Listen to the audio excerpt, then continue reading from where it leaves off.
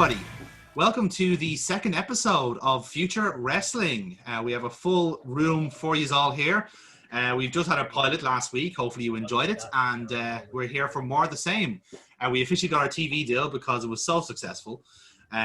Despite one injury to the roster, but it's fine. He's an NPC. He doesn't count. So we'll reintroduce all the characters to get everyone acquainted. I am the creative, the GM, the owner of Future Wrestling, Kyle Decker. And on my left here, according to my Brady Bunch screen, I have Kev. Kev, who are you playing today? I'm Cyrus Gold, the face of the company, the gold standard of Future Wrestling.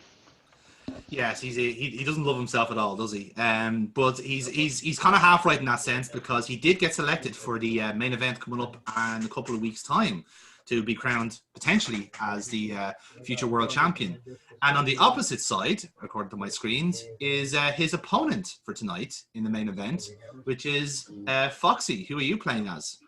So I'm playing as Silver Fox, who is a luchador with who is currently on a little bit of a mean streak, bit of attitude. A wee bit of attitude, yes. He made hard work of Alan Morph last week and was perhaps the best match of the show. Is the best way of putting it. But it did earn him a title opportunity as well, and he's also in the big main event in a couple of weeks' time. Then down to my bottom left, if you will, is Cutter. And Cutter, shall we say Dennis, you are playing Cutter. Tell us all about Cutter, because you were missing last week. Right. Cutter is a monster character, and he's bent on destruction. He's having a bit of a resurgence with his new manager, Pastor Fred Rose, who's doing his talking for him, delivering his sermons, etc., and unleashing his monster on the world. Indeed. We'll be hearing from Pastor very closely to the show. Then right underneath me then is Kira. Who are you playing as today? So I'm Violet Storm, Indie Darling, who is here to prove exactly how good she is. Indeed she is. So again, intriguingly, she was on the winning team last week, but oddly made the cut for the main event. So we'll see what happens to her tonight. Perhaps she took the loss well, or perhaps she didn't. We'll find out. Then on my bottom right then is our resident class clown, if you can call him that. KC, who are you playing as? If you can describe it. Alan Morph today. I'm all about the crack, but I don't like cats. That rules out one animal. But tonight, I'll be in the corner of the Silver Fox, who helped me tear down the place last week. So, there you go. A mark of respect. I'm sure Silver Fox is delighted to have your company. I can imagine you two are just going to get on so well. It's just going to be great. Like a pair of animals. Absolutely. Proper animal house here, lads. So, right down the bottom of the screen then, we've got Amy, who's playing Selena today. Oh, yeah. It's fair to say. I like the word. I'll just edit her in, it's fine. And then on the bottom right then is... Wait, with words, that was just... that was the best intro I could have ever asked for. In my soul, I felt that. Yes, absolutely. And when she watches this back, she's going to be so proud of her promo there. It's going to be great. So then on my bottom right then is Jamie, and you are playing our resident psychopath, I think it's fair to say.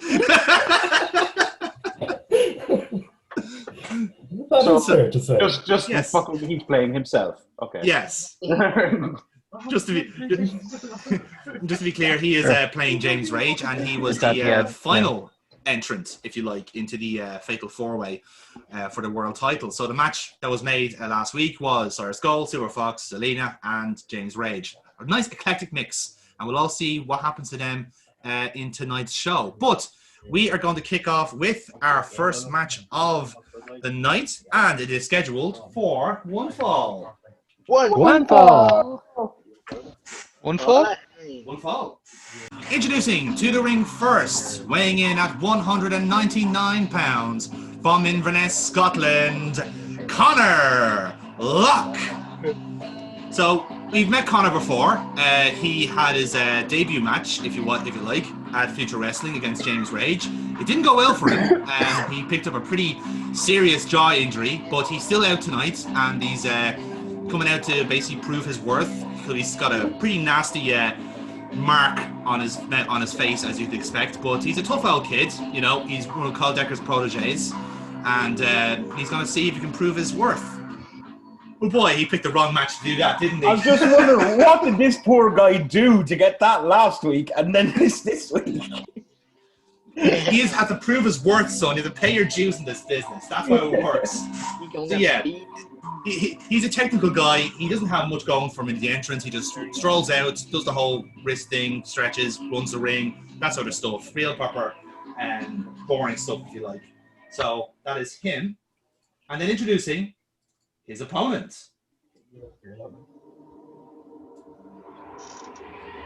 Being accompanied to the ring by Pastor Fred Rose, weighing in at 387 pounds, Cutter! So, Cutter, give us your entrance. So, smoke in the arena. Pastor Fred Rose comes out first, looks back, and guides out his monster. Cutter comes out. He has the face paint on one eye, comes out very determined, very angry looking, just staring a hole right through Connor in the ring. And he just slowly makes his way down while Fred leads the way, guiding him to the ring. He gets the ring, steps over the top, and just makes his way to the corner, waiting and staring, still staring. Connor got it down. Boo! Boo! He's saying boo or boo earns. Definitely I was saying saying Boo Earns. they're all saying boo earns. Do not anger the monster. Let's get him, guys. You know, fellas. So yes, if you missed it last week, Cutter had a very quick jobber match against the resident wrestling hipster Svengali. He didn't last long, about a couple of minutes, and that was simply it. So I think Cutter's looking to do the same thing tonight with Connor Locke. So Dennis, if you will, could you give us a quick roll to see who goes first? Okay. Second. Can you? Okay. All right, that's a 5. Can you see It's a that? 5. Okay. No, brightness down. turn down. Yeah, just right there. Turn the brightness there. 1 sec. Is that better? No? I'll go again. Keep going. Ugh. Probably should have. Ah! What's new at home? Well, that's a hell of a dice roll. That is fucking hell. It's like playing poker. There we have it now. Yes. 5. Fucking hell. That was like playing poker and get the rules to bridge. So unfortunately, you did lose the initiative there. So I rolled better there on behalf of Connor Locke. So he's gonna come out of the stalls firing. He's gonna jump on you and start chopping and chopping. He's got some pretty good chops in him, in fairness. So it's one of his better things. So he's gonna get a bit of separation off you then, and he's gonna try and he's trying to scope you out. So he's gonna try and go for a limb, which I think is going to be. Right, he's gonna try and go for your leg, right? But you outweigh him by a factor of 2, so that's not gonna go well for him. So I got snake eyes on Connor's behalf. So you have you have complete control of this. So he's trying to grab your leg. What do you want to do?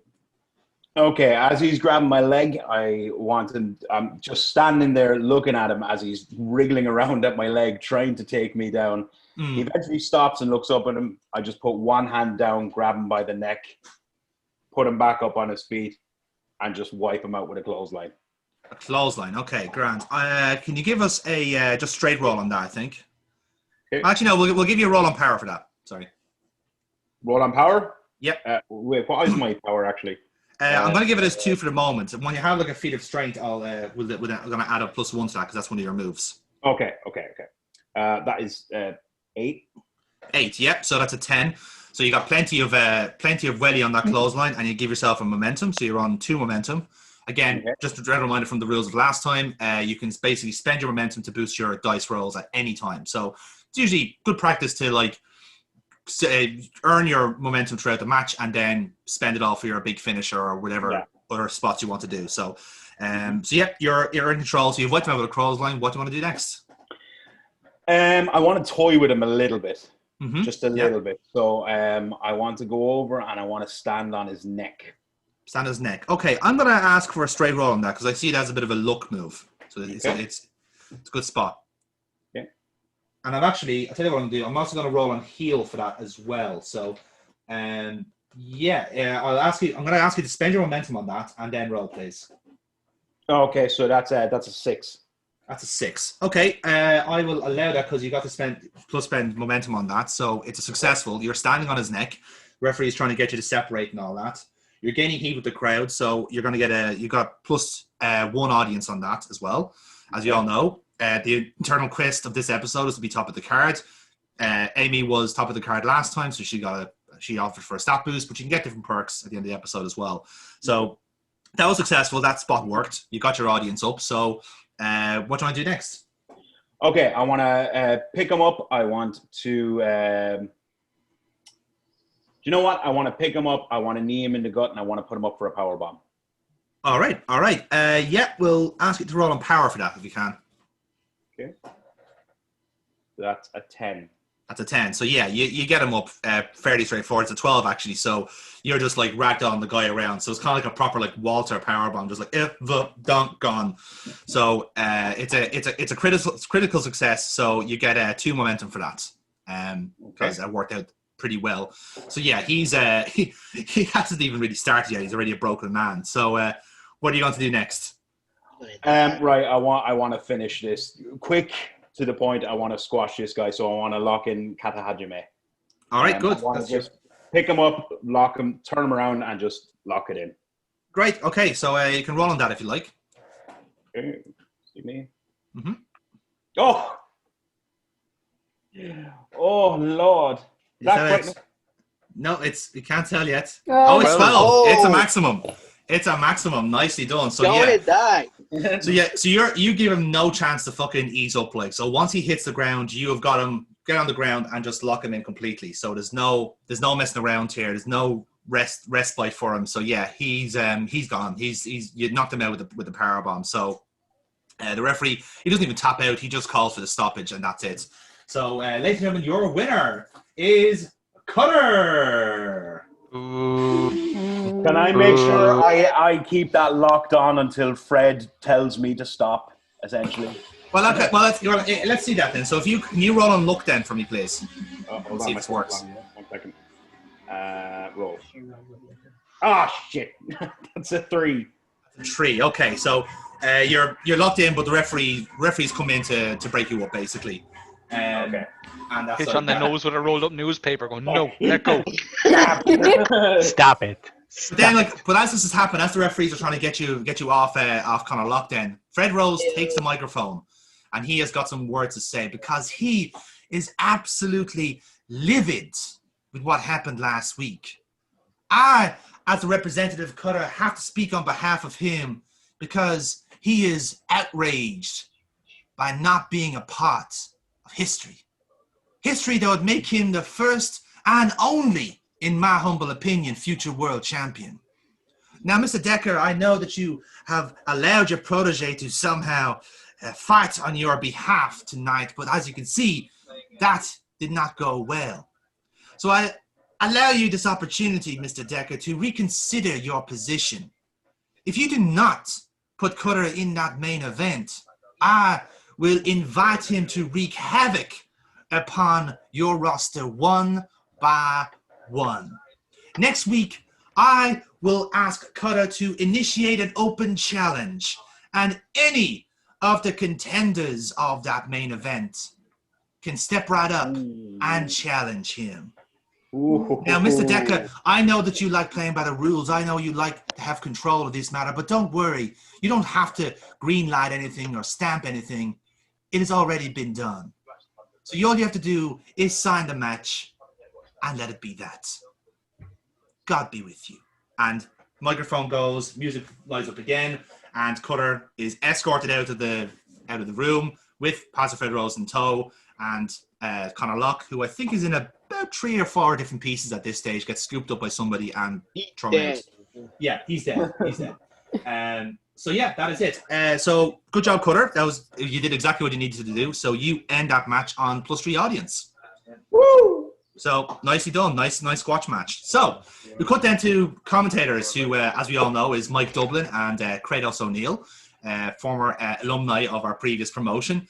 And Mike then goes, well, obviously that was pretty emphatic there by the monster cutter. But changing tack now, we mentioned actually about the main event coming up in a couple of weeks, and that's quite appropriate because my broadcast colleague here, Cyrus O'Neill, has had the opportunity to sit down with the contenders of that main event to get their thoughts on what they think this match is going to go like. And we're going to show them over the next couple of weeks here at Future Wrestling. Tonight, we're going to show you the interview we had with the crossover fighter of that match, someone who's looking to make a name for himself and was quite impressive last week.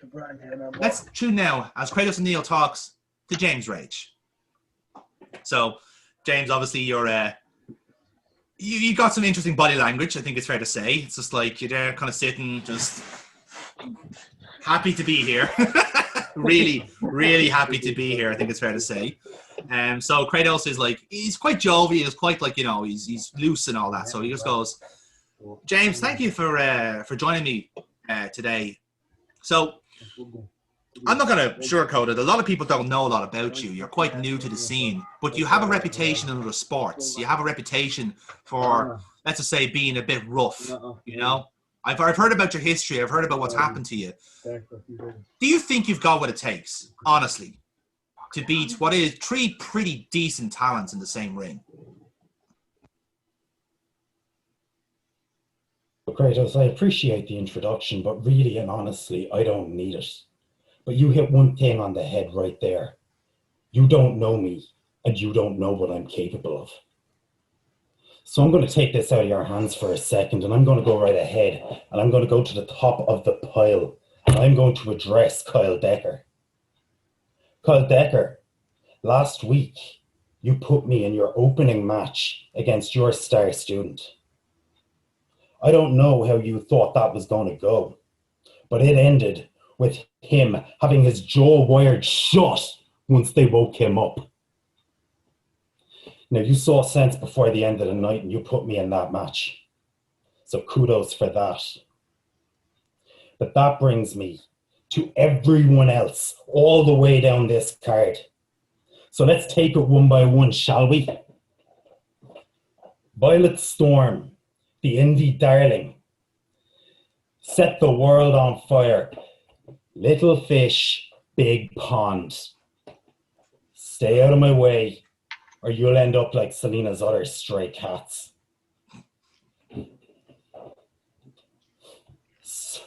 Cutter, big scary man hiding behind little not so scary man with a big scary mouth. You might live by the mantra that bigger is better, but I'm going to show everybody here that better is better. If you want to muscle your way in to what will be my main event,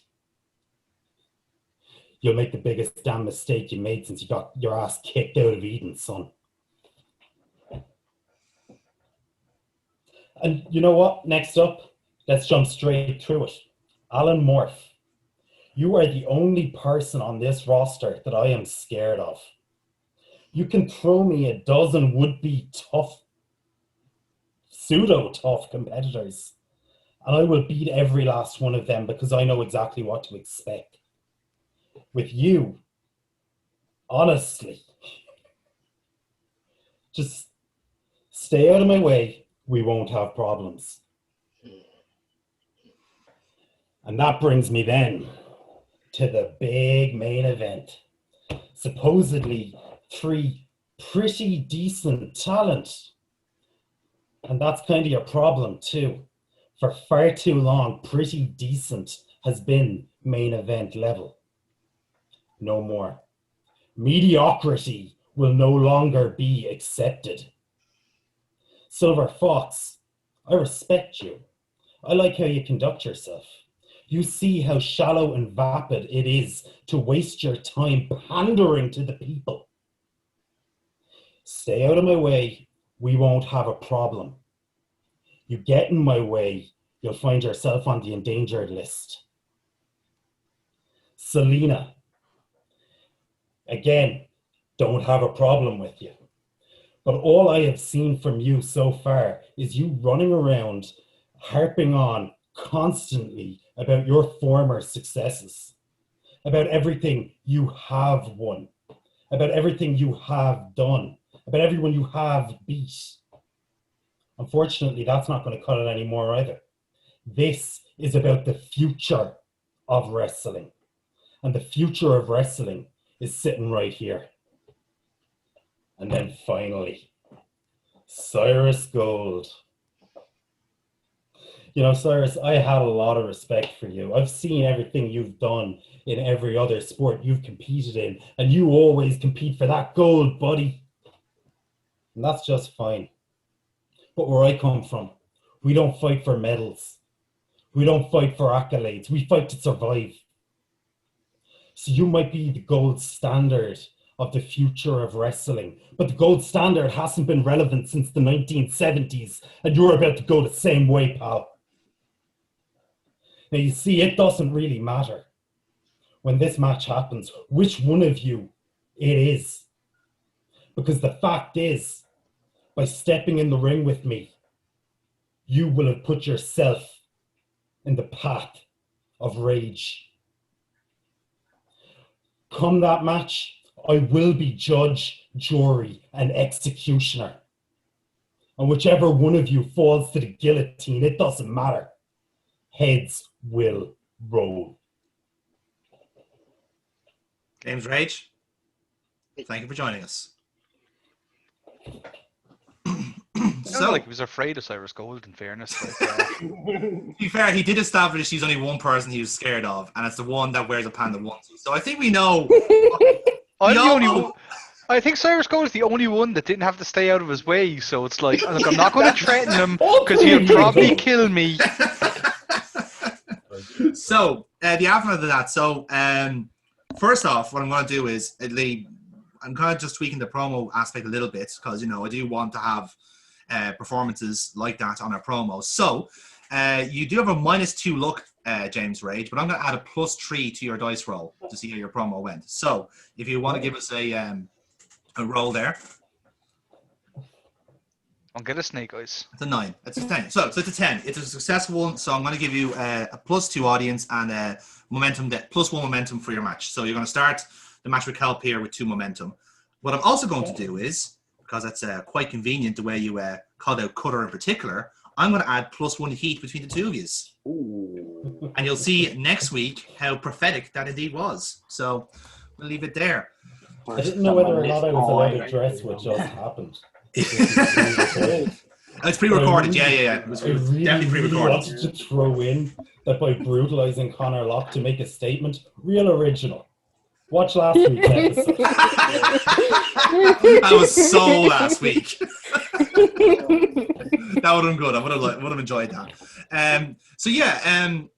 We go backstage then. So it cuts to black, and we cut back then to backstage. We see Violet Storm warming up. We hear the commentators going, "Well, that was a hell of a promo, ladies and gentlemen." But the action must continue. And up next, we're going to see Violet Storm up against a debutante in her first ever match. And then, just as the commentator ends off, and it looks like he's going to link to something else, we see someone approaching Violet Storm, kind of like a very petite girl, kind of dark-haired, very kind of like really like awful fucking like dress sense, you know, that those type of people are just like they think they look good in that, but all they do is just dress in nothing but anything off the ASOS website, and they always get the wrong size, you know, like that type of person. So she comes out there and she's got like fucking 2 phones, so like one iPhone, one Android, and just keeps twatting away and going like, oh, she has one of those awful accents I can't do justice, but just imagine it's D4 and she goes, "Oh, Violet, oh, well done in your match last night. Oh, wait, you didn't do that well, did you? Because you didn't win anything, did you? I mean, your friend did all the work, and here you were, ended up with absolutely nothing." Oh, Dahlia is my name, by the way. Dahlia Thorne. You might know me. I'm pretty important on the gram, you know, like 3 million followers. Hello. Sponsorship with Nutrilife. Do you know me at all? No? No, and you're not on the card either, are you? So she's she's about to reply, and then this tall guy kind of comes in. He's kind of got like floppy hair and wears his flannel, kind of ripped jeans, that type of deal. And he's also got kind of a D4 accent going, "Sorry, did you speak to her like I thought you just spoke to her, because you're not meant to do that. Like she's really important, and you're not. So shut up. What, you're gonna make me? We'll see about that, right? Just look. You have to understand, like, there's a hierarchy to these things, and so she cuts him off and just goes like, "Oh, shut up, Damon. You know, don't mind him. He's new, okay? We've been dating for the last 2 weeks, and he's trying to get on my gram. So anyway, look, let's just face facts here, sweetie, okay? You might think that being a good wrestler and winning matches is all what matters. It doesn't what matter. It's popularity, and the sad fact is, you might think you're popular with 50 people in a bingo hall, but you're not really that popular. So you go and have your little match. We'll watch you, and we'll let you know how it goes, okay? Bye-bye. I'm like, what? Who the hell are you? Yeah, they walk off, and you're just all like, who the fuck are they? Like, it's just, all right, fine. And then it's time for your match then at that point. So I would have 100%. Okay, bye, Somalia. Bye, Felicia. It's like, make sure you get that name 100% wrong with her 3 million followers on her simp. Exactly. So yeah, we get cut back to the ring. Then we have our anonymous ring announcer. Ladies and gentlemen, this next contest is scheduled for one fall. One fall. Introducing to the ring first, I'm young. making her wrestling debut from Manchester, England, weighing in at 161 pounds. She is the daughter of the legendary Martin Vice Grip Joyce, Michaela Joyce. So she comes out when the music hits. So she's gone all bubbly, and she's got a really excited entrance. She's clapping hands, she's kissing babies, all that sort of stuff. This is her first match, so she's hyped. She's kind of got this she's got a like Manchester colours. She's got like dark red, white stripes, and a little bit of kind of blue dash around the boots and all that. So she's popping along. She's pretty excited. She's like 17 years old. She's one of the fucking hottest talents going around, and like she comes from wrestling royalty practically. She's a pretty big deal. So yeah, she's pretty good. Everyone's like waxing lyrical about her on commentary, going like, "Oh, people have been speaking volumes about how good this kid could be." Like, okay, she's a third-generation superstar. Take that out of it. But literally anybody who's seen her in training thinks that she is going to be the next big thing. They have never said this about anyone else before, but she is the one that could even revolutionize wrestling in 5 years' time. Watch this space. Do not sleep on Michaela Joyce. And so that leaves her in the ring, kind of just getting ready to go.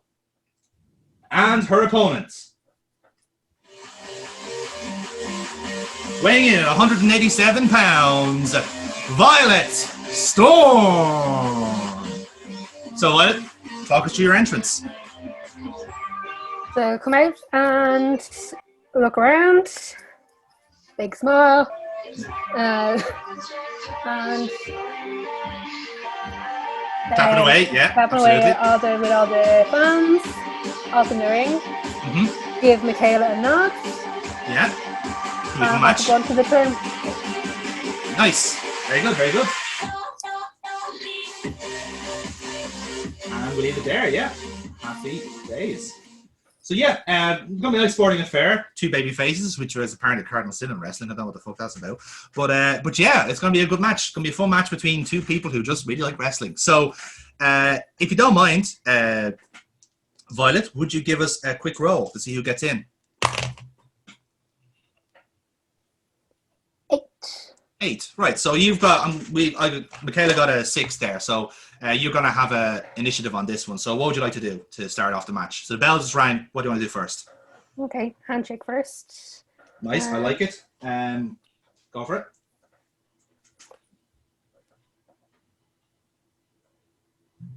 Yeah. No. What do you want to do after that? Sorry. So handshake, then go into collar and elbow type. Nice. Okay, so that was a nice babyface move. So I will ask you to. You have no minutes to spend, but yeah. Well, you just give us a straight roll there on luck, please. Actually, that's all right. 10. 10, perfect. So handshake's gone well. You know, you two are on fairly good terms. Everyone's happy. So yeah, you go into a cobra now with Tiber. So you've got control of the grapple here. So talk us through it there. What would you like to do? Okay, I'm gonna push her back a bit and then get her in a headlock. Yep. And then roll her down onto the mat.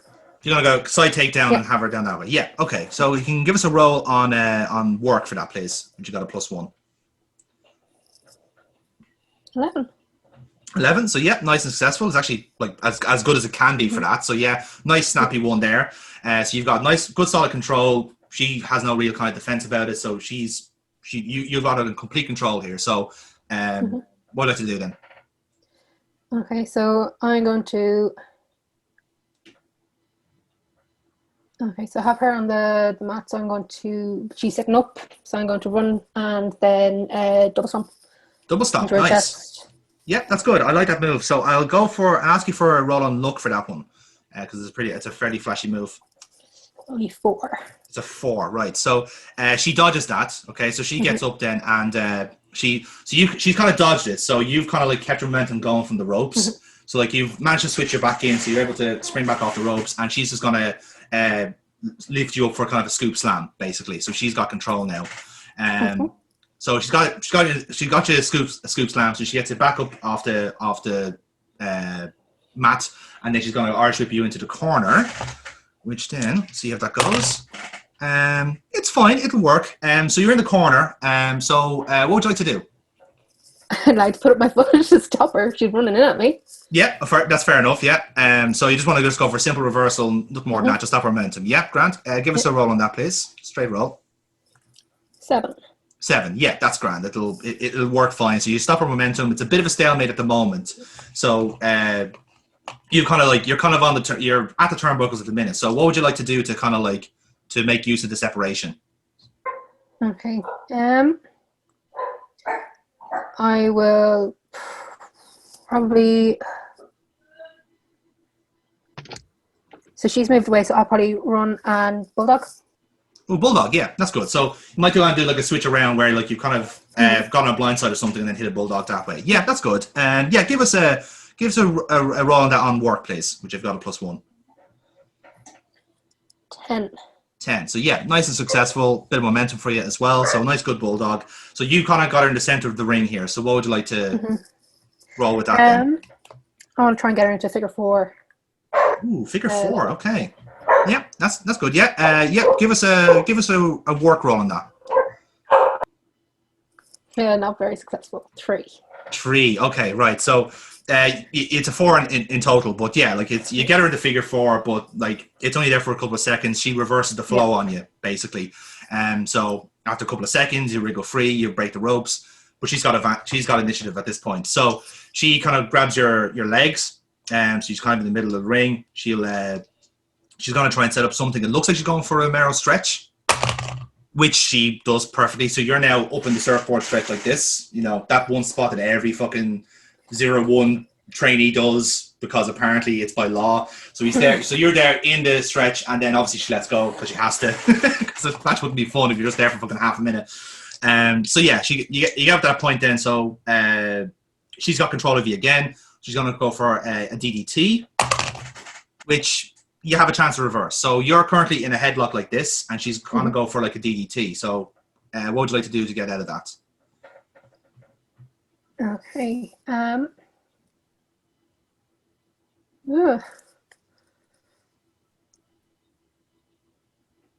Okay, so if I... So you're kind of in a headlock situation here, like, you know, so... And center of the ring as well. Elbow to the gut. Elbow to the gut. Okay. She's awake. She's alive. Someone's fucking dog barked. Good. That's what happens when fireworks. Elbow to the gut then, otherwise I think Yeah. I'd be shot. I think that's a fair shout, yeah. So you got a -1 on real, so I'll ask you to roll on that. Oh. I think the dog just hit her. Have a dog, 6. 6, yeah. Well, it's a -1 on that, so it was a 5. So it didn't quite work out. So she'll kind of like she'll kind of block the elbow and kind of switch then, and she's going to hit you a German. So she hits you a German suplex, nice and crisp. Everyone's like going, oh, wow, she's pretty good. So she's after hitting the German suplex. So you're on the ground, and she's kind of upright. So I'll let you have initiative here. So what would you like to do to try and to fix this? Okay. Sweep out her legs. Yeah, good. So you want to kind of go for like a double leg takedown. Yeah, that's good. I'll ask you to work on a roll on work for that, please. 6. 6 and a plus makes it work. So yeah, you've got you take her down. So you've kind of got her in a bit of a kind of Lou Thez kind of press situation at the moment here. So I presume you want to just kind of wail on her, or what you want to do with that? Yeah, try that for a little bit. Yeah, that's fine. Yeah, grand. So you're there working away. You've got your punches in, and then referee asks you to separate. So you've got free reign here. So what would you like to do? Okay, so she's still on the mat. Yeah. Okay.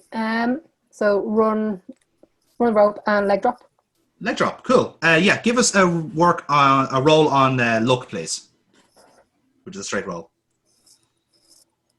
7. Yeah, you hit it. You hit it good. So you've got control here again. What would you like to do? Okay. I want to move her close to the corner and go for moonsault. Moonsault. Nice. Okay. So you've got a good bit of momentum here. You can spend on it if you want to. So you can go to the corner, make her work, and then you're going to go for the moonsault, which I'm going to ask her for a luck roll on that. So it's straight roll. Whatever you want to do with that. 7. 7. Yeah, you hit it. It's you've got the nice kind of you've done it as well as you would be doing it, I suppose. Mm-hmm. So yeah, you get the connection you need. So you can go for a pin here. You can go for like anything else here, whichever you think works best. I'll go for the pin. Go for the pin, right? And moonsault's your finisher, I believe, isn't it? Mm-hmm. Ah, yes, of course. So we had a name for that actually. I can't remember. What was it? Let me check my notes. Gale Force. Gale Force, that's the ticket, yeah. So you go for the Gale Force moonsault. Everyone's admiring it. So I'm going to see if Michaela breaks out of it. She doesn't. Okay, that's 1. That's 2. Ooh, hello. And, she kicks out just before 3. Kicked out just before 3. So you got away with it there. Kicked out at 2. We obviously have Foxy Baloney on on numbers here. So you have to hit the Gale Force moonsault. So I'm thinking like, ooh, what about you? You're in a bit of uncharted waters here, if you pardon the pun. So you've still got control of the match here now, in fairness. So you can try again if you want to. No, pull her to the center and go for the figure 4 again. Figure 4 again. Okay, good. Yeah, so we'll ask you for a work on that. Again, you got 4 momentum, so you can spend it if you want to. Kind of encouraged to spend it before you finish up anyway. So feel free to if you want to. Okay, so go for it. 7. Yeah, so you got it locked in, right? So you're in the center of the ring, and she can't really get out of it at the moment. So give us another roll there on work to see if you can increase the pressure. And the 10, yeah. 10. So you've got it. Okay, so let's see if you're.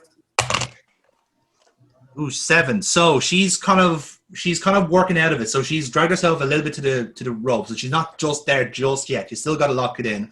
The audience is still kind of going for it. She's still enjoying it. So give us another roll there to see if you can gain back some ground.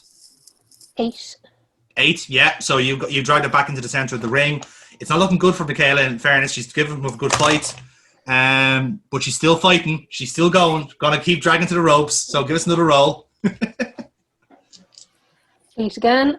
8 again, yeah. You got in the center of the ring, and that's it. She's giving up a fight, but she's tapping out. You got her with the figure 4. So, ladies and gentlemen, your winner, Violet Storm. So, referee, is there any afters you want to throw in here, or you're happy enough? Happy enough. Shake her hand. Yeah. Nod and walk away. Nice one. But, so as you're walking away, you get intercepted by your 2 new friends that you met backstage, which is Dalia Thorne and Damon, as we know him at the moment. His full name is Damon Garrett, by the way. You'll see that in the intro. It's fine. So they're at the ramp, just kind of like giving you their sarcastic applause, like well done, good for you. So they're kind of just got in your way at the minute. Yeah, you push through and all that stuff. But once you've turned your back on them, Dahlia hits her from behind. She just fucking hits you from the elbow, like, yeah. Cheap shot. Yeah, proper cheap shot, and the crowd are booing. They're not happy about this. That's not fucking cricket. We're just seeing a nice sporting wrestling match, and this is how it ended. This is what it was. It's disgraceful. Carry on. No, it's just not on, lads. So yeah, they scarp her because they've done their work, and you're not too happy about it. It's fair to say. No. No, you're not. And we will follow up on this next week. Not right. Yeah, I'm sure we will be. But for now, that match did exactly what it needed to do. You got extra momentum, or a bit of momentum, and a bit of audience for your match. So that's exactly what you needed to do. Moving on, then. Let's see. What I have next on my list here. Oh yeah, next up then. So we cut back to commentary then, who provides a link then to Pete Thursday, who's backstage with one of the championship contenders. Yeah, how's it going, everybody? I'm joined here backstage by Silver Fox, and everyone goes, "Oh, no, I used to like him." I used to like him. So we cut there anyway, and Pete has got you there chatting away. So Mr. Fox, you the gauntlet was thrown down with you last week. You intercepted the general manager Carl Decker. Demanding a match, demanding the title match, and you got it. You must feel pretty happy about things. Happy? Nah. Expected? Yes. I'm that good that I could do it. I knew that. I said it, and I proved it. I went through Decker's challenge, and I excelled. Now, granted, like Alan Morph is a lot tougher than I was expecting. I did underestimate him. But still I got the win in the end. Now, for some reason, just as you said that, you just heard someone going, got the win in the end. Oh no! So you continue your promo. Carry on. For some reason, Kyle Decker, in his infinite wisdom, infinite wisdom, thinks that having Alan Morph with me tonight for the main event. Why? Why? So as you walk in, you see this kind of little diminutive fella just kind of walk past, and he just bumps up to you and asks you a question. Excuse me, are you Silver Fox? Yeah. Great. I have a question for you. Heads or tails? What? No. What? Heads or tails? Heads. Thank you, so that will be all. Exit frame. What the hell was that? So moving on then. So Fox, you're in the main event tonight against a guy that pretty much called you out, saying that you need to step your game up. That man being Cyrus Gold. It's a pretty big match in the grand scheme of things, because you two are championship contenders. Surely you're looking at this as perhaps the first blow in the championship race. Yeah, like this match is going to be very interesting. I am looking forward to facing Cyrus Gold. Hopefully knocking that gold standard down a peg or two. So yeah. Who has a para? God damn it. No. But yeah. This is a first step. It's a first step toward getting that future championship belt. Something that I want. I need it. And one thing that I am going to prove that I deserve. So I'm going to take Cyrus Gold and show him a very... he's not going to have a nice time.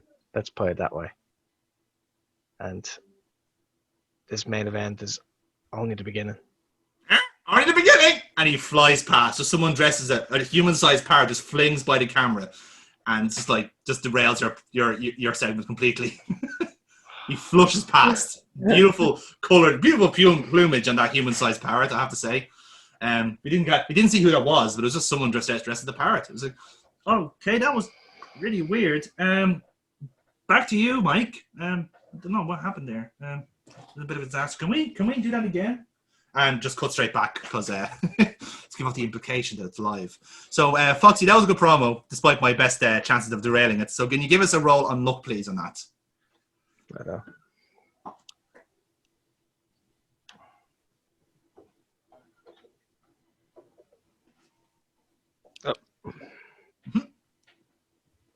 First rule of this, yeah. 10, yeah. So you got the promo over. People enjoyed it. People enjoyed the kind of weird, like, parrot humor. And no idea who that fucking weird fan was that was looking for your autograph. That was weird. But you start off the match. You're going to start off the match with Cyrus with a +2 audience, which is good. But you were both on the same momentum. So that's to look forward to later tonight. But our next contest is scheduled for one fall. One fall. Introducing one fall. Introducing to the ring first. Weighing in at 251 pounds, hailing from the greatest country in the world, the United States of America. Boo. Freedom. So this guy is he's pretty Is he tall. quarantined for 2 weeks now? Oh, Cyrus, how naive of you to think he believes in that. He's American. How naive of you. They don't believe that. No chance of Oh, yeah, that. has a MAGA hat. Yeah, well, funny you should mention that. He does have a red hat, but there's no written on it because we don't allow that shit in here. But he's there. So he's there in a bit of a kind of like a nice kind of like get up. You know, he's got a stars and stripes get up. He's got camo gear down the bottom.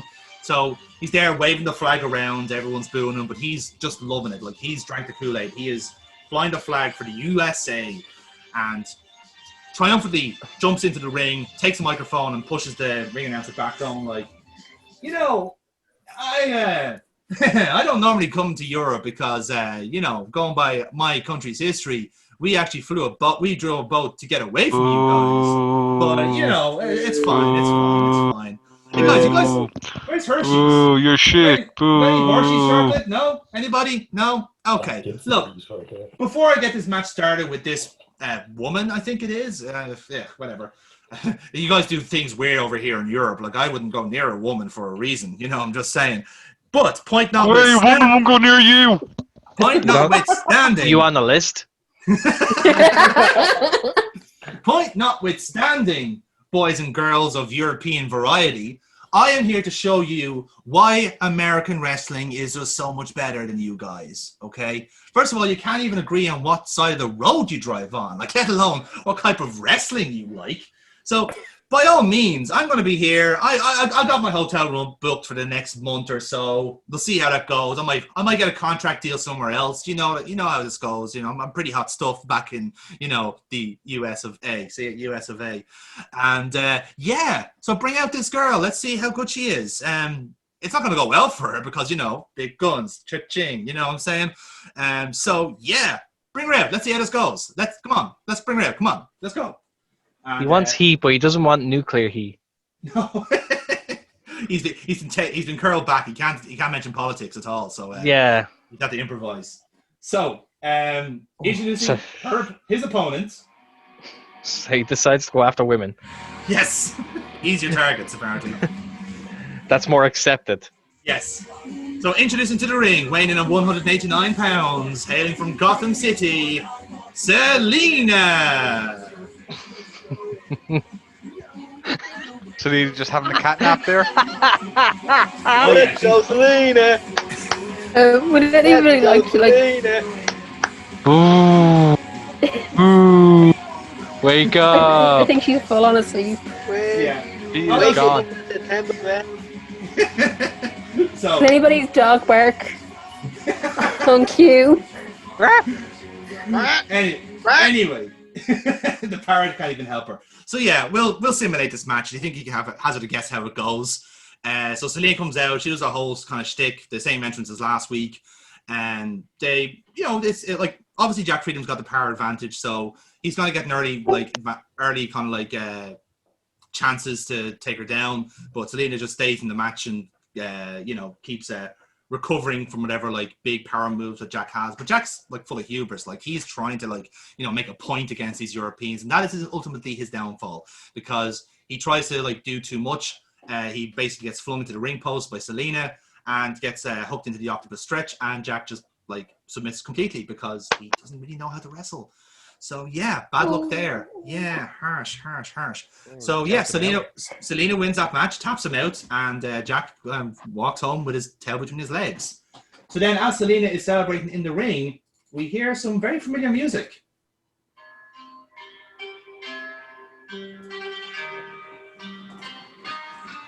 So as everyone's kind of going like, oh wait, hang on, what's that? What's that about? And then everyone recognizes, and then the commentators jump in going like, wait a minute, that's the Dragon Slayer's music. What's Kazero doing out here? We haven't seen him at all in the last week. We haven't even heard from him in the last week, ever since he lost that main event, specifically by a roll-up by Selena, no less. Perhaps there's some sort of response here from the Japanese star. So Kazero doesn't need to come out. He's kind of got this kind of white suit, red shirt, real kind of looks like hot shit now, in fairness. So he's there kind of like just chilling, chewing away on a bit of gum. And then you see this kind of diminutive Japanese man kind of come out with him in not a similar garb, but a cheaper variety, let's say. And he kind of asks for the music to be called up, and he takes a microphone. So they're there at the stage, and Selena's in the ring, just kind of like just meeting their kind of gaze. Kazero just speaks some form of Japanese, directly kind of like pointing to the ring. So he hasn't got the microphone, but he's pointing as if he does. So he talks away, and then the translator goes, Kazero would like to communicate how disappointed he is in his performance last week, and continues to speak in Japanese. So the translator just takes over at this point and says, he would like to inform you formally that he was not ready for his match last week due to the travel fatigue he was suffering from. He believes that he lost his match last week because of jet lag. He has given his own personal assurance to Kyle Decker and to everyone else here at Future Wrestling that this would not happen again. This is why he is out here. He is formally requesting a rematch with you, and points to Selena. And everyone's going like, ooh, bit of a dream match scenario coming up here. So yeah, like he's there asking for a rematch, and Selena just simply nods in approval. So yep, let's fucking do it. So our main event for next week, ladies and gentlemen, is going to be Selena versus the Dragon Slayer Kazero for bragging rights, potentially more. Kazero trying to like get his win back from last week, or will Selena get another number on him? Redeem his honor. Redeem his honor, indeed. So with that, then we get played out by Kazero's music, and that is it for now. So with that match in the bag, I won't earn any points for that for obvious reasons. We'll just leave it there. I'm sure when Amy watches this back, she's going to be so proud of her performance against Captain Jack Freedom. I'm going to cut this out, but wouldn't it be fucking hilarious if she wakes up just before the main event? It's like, okay, guys, I'm ready for my match. Oh, shit. So long as she doesn't miss out on all more things. Oh, she's going to be good at it. She's going to be good at it. Will be what I have planned. Anyway, so let's move on then to our next contest, which is scheduled for one fall. One fall. Introducing to the ring first. Weighing in at 237 pounds, hailing from Helsinki, Finland, Kalpir Kalvala. So, unfortunately, Tony can't be with us this week again, but he can still get his entrance. He still gets his spot, so he doesn't have much of a pomp and ceremony to him. He's just kind of like surveying the scene, looking around, enjoying the music. He's got his finished colours on, and he's all business. He just heads to the ring, kicks the stairs as he does, because it's his ring. He's got this under control. So he takes the center of the ring, because he's not happy about losing either last week, so he wants to regain his pride too. So he's there, he's just waiting patiently for his opponent to come out. And introducing his opponent.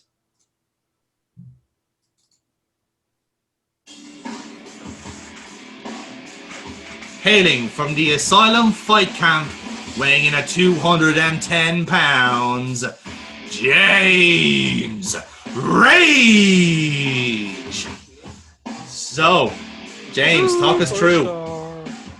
I walk out onto the rampway. Is it okay for me to bring a microphone? You can cut a promo. I will allow it. I will allow a quick 1 minute promo. It's not even. I'm not even. Just as I'm walking to the ring, intent like watching, taking it in, contempt for everyone in the arena. Yeah. Get to ringside, and then I take the microphone and I say, "I'm really, really sorry. I'm frankly, I'm embarrassed because I watched back the footage of myself earlier here tonight, and I realized that I completely forgot to mention my opponent here tonight. But really, let's be fair. That says more about you than it does me." Very nice, very nice, very nice. Okay, I'm gonna ask a microphone to the headshot to start your match straight away. Like, that's just yeah. Keep going. So yeah, I'll ask you to roll on that, please, on your luck. So, hope you have a good roll on that. I didn't. 5. Ooh, 5. So that was a 3. Now, so on that, it's. Do you know what? It's fine. It doesn't mean really that much. It just means you're kind of like you didn't earn anything from that, basically. Oh. But because it was such a bad role, what you've done is pretty much piss off Cal Peer, who I'm sure if Tony was here to explain his character in detail, is not the kind of person you want to piss off. So yeah, he just slides out of the ring and just fucking grabs you and throws you into the fucking stairs. He is kicked off like. So he's not happy about this. So he starts wailing on you on the stairs. The match hasn't started yet, by the way. He's still just fucking going and going and going. You should talk to me again when you're on there, lads, didn't he? And because James has been kind of caught cold here a little bit. He gets some separation and basically he just fucking wails in again in the stairs. So the referee separate him. Decker comes out going like, lads, I was hang on, in the fucking ring, put in the ring. So Cal Pearce separated out. There's like a referee screen around him, just so James can get James back into the ring. Referees check him. Obviously, you're okay. This is not your first rodeo here, not the first bonk to the head you've received, so you're fine. You'll be all right. Just a little bit wounded, let's say. So yeah, he's the bell rings and fucking away we go. So Cal Peer goes hell for leather. James, if you want to give us a roll there real quick.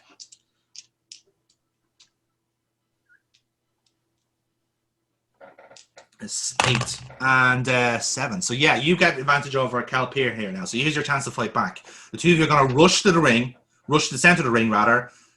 What do you do? Fuck. Okay. No. You can't do that. It's a PG show. Yeah, it's a PG show, man. Sorry. No, I really, really, really wanted to just like brush it off and then offer the handshake. Well, you can still do that spot later on. In fairness, you got initiative now. So the two of you are rushing towards the ring. What do you want to do? Well, shit. Given what happened, double leg takedown and just start laying into him. Nice, very good. So yeah, give us a real roll on that, please, which is a 0 at the moment. A 10. Yep, solid. That's exactly what you needed. So you've got him. You've taken him down, and obviously you're wailing on him with a few fairly generous punches. I think it's fair to say. So you've got him in dismounted position. Talk us through it. Well, we're going to do a throwback to last week with Connor Locke, and I'm going to just start dropping the elbow across his jaw. Ooh, okay, all right. So you're gonna go for again. We'll shoot. He'll shoot, yeah. So yeah, like I said, you're gonna go for it, and Cal Peer does enough to kind of evade the brunt of it. He kind of gets his hand up like that, but you still left a bit of a mark, so he's kind of bleeding from the mouth a bit. The referee goes, "Here, lads, get away, separation. Watch out for disqualification. I'm cautioning you. Do not do it again. Give him a separation when I ask you to." So you get like, yeah, whatever. So Cal Peer is back on his feet, and he's got blood trickling from his mouth. You've obviously dislodged a tooth or something in there, but he's grand. He's loving this. Like, this is his fucking wheelhouse. So I'll give initiative to you, James. What would you like to do? I a yellow brush card. myself off and I come forward offering the handshake. Yeah, indeed. So give us a roll on luck that play for that, please. Oh, yeah. Excellent. So yeah, with the Oh, -2, that's a 10. Damn. So yeah, very good. So I'm going to give you some momentum for that. So you've got 4 momentum at the moment, right? So the handshake is there. So you've offered the handshake, right? So the audience is going like, oh yeah, cheeky bastard, you, right? So what Cal Pierce is going to do is he's going to slap the hand away, and he's going to flip you off. How original. So how do you react to that? Grab his finger and break it. Can't steal Pete Dunne's shit. Just lick his finger. Use his finger as a microphone. Oh, no. I say, okay, look, fair enough, you know. if that's Sorry, how you it's a want to do PG it. show. We have to be careful there. Yeah, that's fair. That's fair. Yeah. Okay, no. I just say, okay, look, fair enough. Let's go first. Go Yeah. for the collar and elbow, or at least make it look like I'm going for the collar and elbow. As I get my other arm over, I just follow through with another forearm to the face. Oh, he pulled a sneaky on him. Oh, he's a Jesus. sneaky. Right. That's a two for. I really like that spot. I'll tell you why, because I'm going to serve that as a heel move and working stiff, right? Deadly. So you're going to spend 2 momentum on that, right? Okay. Which will obviously help out your roll. And then you're going to roll on real, please, which is 0. Okay. 8. 8. Very good. So that's a 10. So, Damn. yeah. You That's spark some him out. forearm. Yeah, you've gone like, and then just hit him. So he's on the blind side. You spark him out, right? So you have a choice of shall we say perks to this, right? You can either injure Kelp here. The match the match can end in a no contest because you're kind of shall we say you're kind of like, how do we phrase that? You're basically on a caution as it is. So the referee is like just keeping a fucking eye on you at this stage, or your opponent loses -1 audience, and currently Calpier is only on 1. So I'm going to give him the dislocated jaw from last week. very good. All right. So yeah. So Calpier has a mark on him again. I don't think he's going to be bothered about that. He's going to rather enjoy it. So yeah, you sparked him out. He's on the floor. He's wiped out on the mat. Like so. Sonny Baloney, the referee, is checking on him. He goes like, "Hang on, it's not good." Like he's got the jaw thing again, and like there's medics at hand and looking to get in, but Calpier's waving him off. He's pushed him back, and he wants to keep fucking going. So he's asking for more. So what he does then, he starts rushing at you, and he fucking goes for one himself. So he's going for the elbow, right? Okay. So what would you like to do to try and avoid that?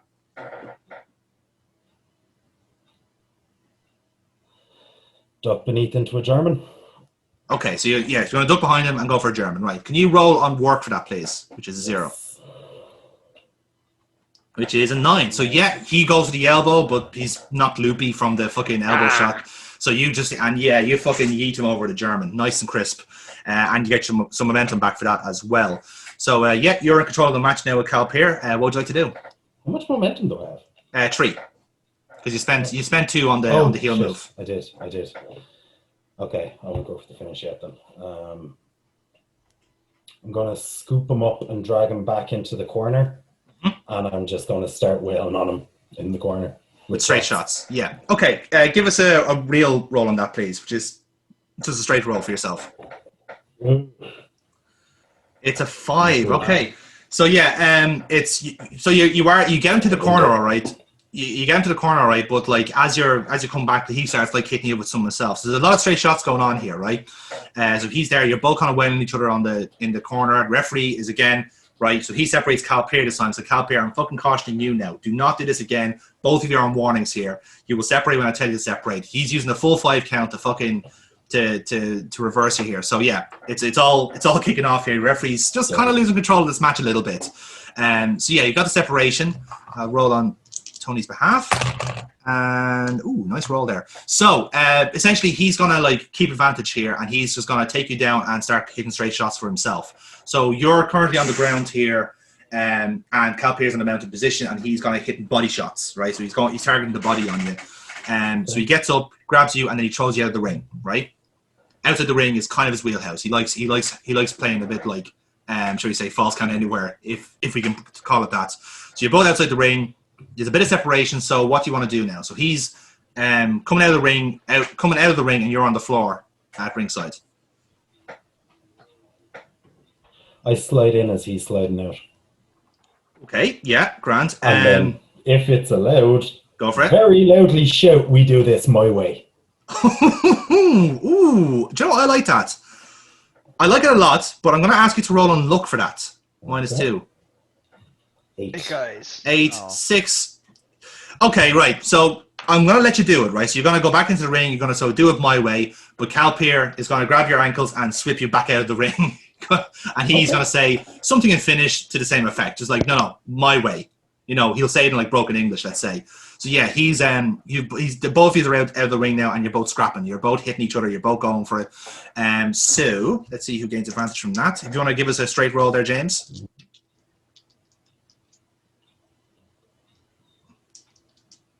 Okay. 6, okay, and it's a 5. So either way, you've got advantage from that. So you basically win this little tussle between the two of you. So you're outside the ring. What do you want to do? Run him into the ring steps like Ring you steps. did me at the start. Nice. You're gonna roll on power for that for me, please. So you're gonna overpower him, and you're basically gonna like almost shoulder tackle into it. Yeah, that works. That's an 8. I have a +1. It's +1, yeah. Okay. Yeah. So yes, so that works. He's been fucking tackled into the ring steps. Big crush, big crash. What do you want to do next? Get back in the ring and say, "How about now?" I like it. Yeah, I like it. So yeah, I'll allow that because he's been damaged here a little bit, so he can't get back. He is going to get back in the ring though. So the two of you are back in the ring now. You've still got advantage here.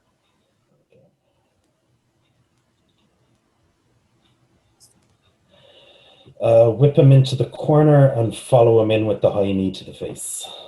All right, good. I'm going to ask you to roll on real for that, which is a straight one for you. It's a 5, so you're going to miss the knee, right? So yeah, you get him into the corner. You're gonna run in. He's gonna dodge out of the way, and your knee hits a turnbuckle corner. So it's pretty rough, pretty sore, because anything with knees is sore, isn't it? Like Jesus. So yeah, you got a number on you, and he's gonna target that. He's gone for a chop block, and he takes your knee out again. So you've got not necessarily an injury. You've got a mark on you now at this point. So he's got something he's gonna work on. And he's going to keep working over that leg. He's got stamping, and he's going to go for one big stamp on the apron, and he is going to miss that. So he's going to grab your leg and he's going to go for the kind of like slam your knee across the apron, basically. And I'm going to give you a chance to get out of that.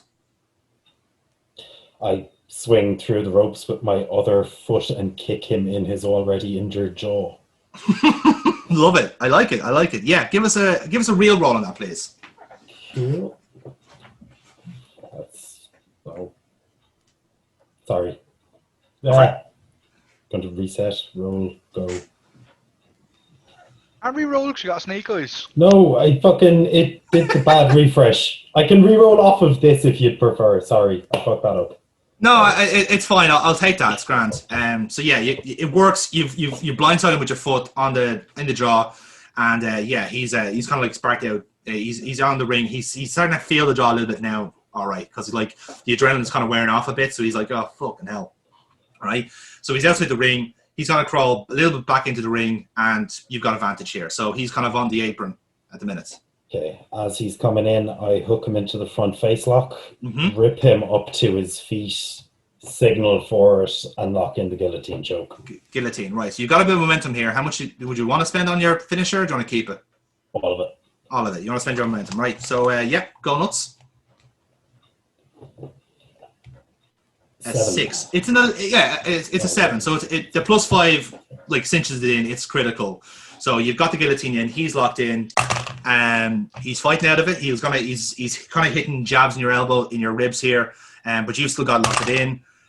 He's still going. He's still trying, but it's not as ferocious. Like he's starting to lose power. Starting to lose it, and kind of gets a lucky shot, but it's really academic. Like at this point, so the referee just calls it. He just says, "Now he's gone. Leave it there." And yeah, ladies and gentlemen, your winner in a pretty fucking bruising affair. It seems to be James Rage. Calpier getting jobbed out. Again. If you don't show up, that's what happens. Unfortunately, I'm sure we'll hear from Calpier eventually. But yes, he ends the In match. fairness, he could have showed up and just gone asleep, and he might have won too. Kev, that's ludicrous. That's ludicrous. Kev, I don't know if never you're paying attention, but he is asleep. That's literally. Well, if you want Excellent. to go down to semantics like that, let me inform you that when you go for that freaking front face lock, that is your guillotine. There's no signal and lock it in. God Yeah, damn it, but that you was my get money it maker. loose. A bit of theatrics, dickhead. Anyway, so yeah, do you have any afters to that match, or are you happy with what you've done here? Because like I said, he's sparked out. The referee has just gone like, that's it. Okay, Leave but him be. Leave him alone. the only thing that I He's want to dead. do with this is to walk over and shake his hand. And that's what you do. You do it. It works. Give us a cheeky roll on that if you don't mind. Oof. 5. You try and go for it. Same again, and just the referee says, "Go fuck off. Go away with this handshaking thing. Just go away with you." But it works either way. Like it's done its job, and you're gonna hot dog on the ramp, and you're gonna head out to the back. So James, that gives you maximum audience +4 because you hit a nice critical on the heel maneuver, and then the guillotine was nice and critical. So the audience are going like, "Fuck, he's dangerous." So yeah, you've got your top of the card at the moment, and we'll see if you can, depending on how the main event goes, you might stay there, you might not. Let's find out. Cool. Oh wait, sorry, did I mention main event? Because ladies and gentlemen, it's time for your main event. And would you believe it's scheduled for one fall? One fall. Introducing to the ring first.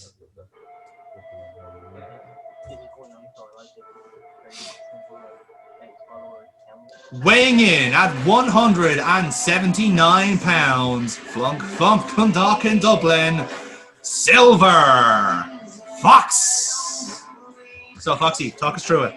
So I'm walking out onto the ramp. I do something similar to what I did last week, where I look around, take it in, not really address the audience, like or pander to them, but I'm just kind of like I'm getting a bit of an arrogance to me. Yes. Like with each week, so the hubris is kicking in. Yeah. Yeah, it's starting to really kick in. My Vegeta is shown, but you pop Dennis.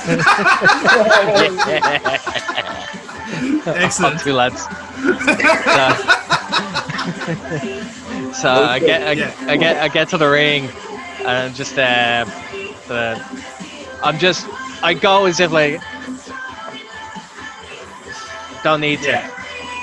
Very good. So exactly what you need to do. And yeah, you get your modest boos. You think like, oh no, he killed a panda last week. Boo this man. It took a while, but I did. But then, curious enough, you noticed someone at ringside that like didn't come out it's with the main you. event. Yeah.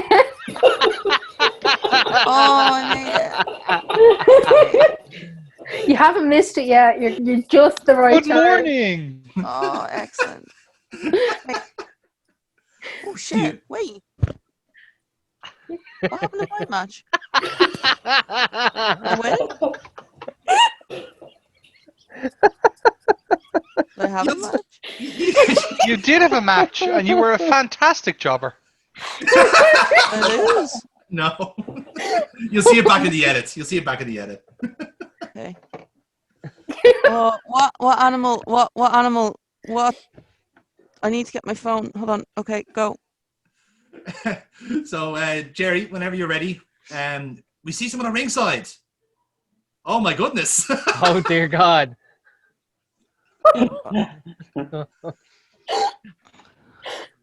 So we see someone on ringside. Silver Fox's attention is drawn to like ringside. He sees someone that kind of looks familiar. It's hard to tell, but he realizes, wait a minute, Jerry, take control. Best as a parapet hit this week due to the squawking earlier backstage. Mm-hmm. I take my hood off, reveal like kind of a board mask with a beak and all. I do a lap of the ring, take it off, and give it to a kid sitting at ringside. And then I give him the thumbs up, and I point to Silver Fox. I'm like, fuck. He just looks at me, and I'm just like, giving the thumbs up, getting the kid to support him. And the kid gives a thumbs up to Foxy.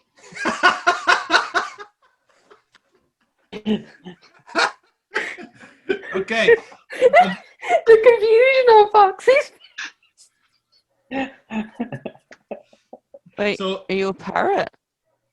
I am a parrot pie. I'm a black and white parrot. Okay, I'm gonna see if I can find some parrot facts. So yeah, so we have Alan Morph ringside as the commentators go, that's who it is. My God, it's Alan Morph. I didn't recognize him for a second. Good God. You never will recognize me. Yeah, Kratos genuinely reminds him, it's like, Mike, no one's ever seen Alan Morph. He just dresses up as an animal every week. Like, no one's seen his real face. Like, we have He's guesses. dressing up as an animal. He is the animal. He is The animal kingdom. I'm all kinds of animal. Oh. Okay, so I'm going to ask It for is two the roles here. circle of life.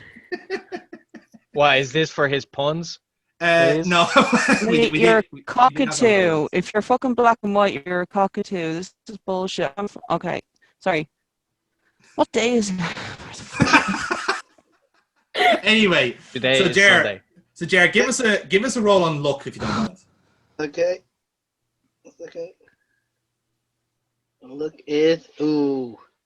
It's a 3. Okay, so when you're doing it, the kid is just freaking out. Like, you just go like, who the fuck are you? Go away. Yeah. So like he'll take the mask, but he's not keeping it. Like, he just goes like, nah. So he's not happy about it anyway. And then Foxy, I'll give you like a brief response before Cyrus's entrance. What do you want to do to respond to Alan Morph's return to the ring? I'm looking at him, but I'm more just stunned and confused because I'm still baffled. Yes, I'm basically the guy that is the proxy for the audience. I'm just like, what the hell is going on here? Yeah. Why? Like, what are you doing? Yeah, that's all. I'm just in stunned confusion. So. That's it. Yeah, you've literally just like all the like the hubris and the arrogance that Philip Fox is going like, the fuck, who are you? It's just, yeah, I get it. I like it. So yeah, the ring announcer goes, and his opponent.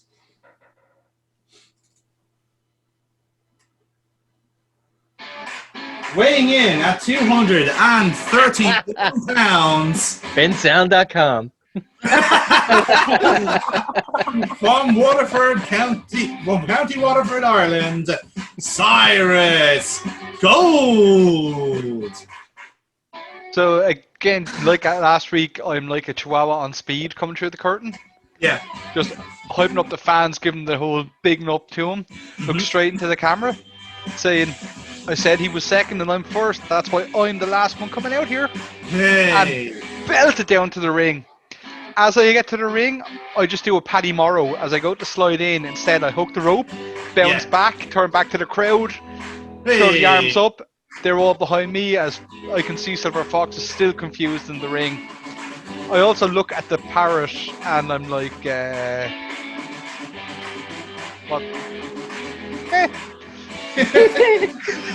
I go run up the steps, up onto the corner, give the 2 arms up in the corner, and then do a jump, flip into the ring, land straight in front of Foxy.